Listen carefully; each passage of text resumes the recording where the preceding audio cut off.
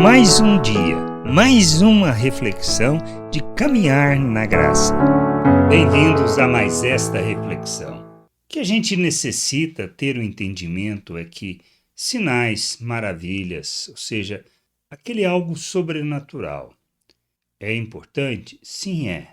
É fundamental na nossa jornada de crescimento, de conhecimento de nosso Deus? Não, não é.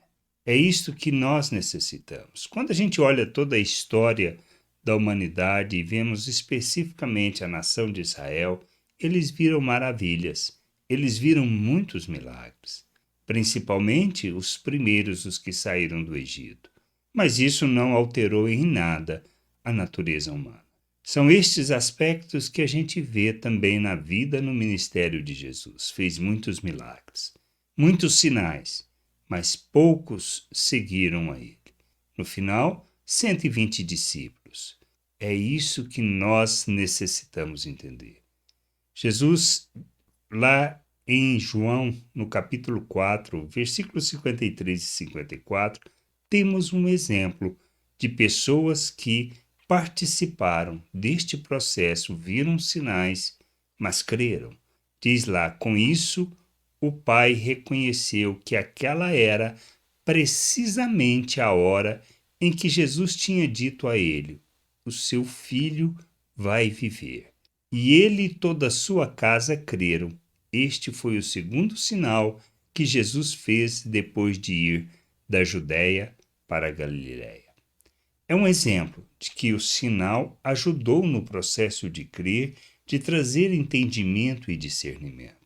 Mas não foi o responsável pelo ato de crer. Eles acreditaram, eles creram na palavra que Jesus havia proferido. Foi o que o Pai fez. Não é pelas circunstâncias. Quando Jesus disse para o Pai que ele podia ir, que o Filho viveria, ele foi. E este foi o ato de crer. Depois, quando recebe a notícia de que o filho estava bem, que vivia, e que questionou o horário, ele viu que era precisamente o mesmo horário que Jesus tinha dito para ele ir. É este aspecto que faz a diferença. Crermos é fundamental para vivermos uma vida com Deus, crermos nas palavras de Cristo, não nos sinais que nós possamos observar e ver. Muitas vezes buscamos a Deus por causa do milagre, por causa dos sinais, mas isto não irá alterar a nossa vida. O que altera a nossa vida, o que faz a diferença e que nos leva a conhecer e experimentar de nosso Deus é o ato de crermos naquilo que o Senhor fala. Quando Jesus diz algo das suas promessas para nós, nós precisamos crer.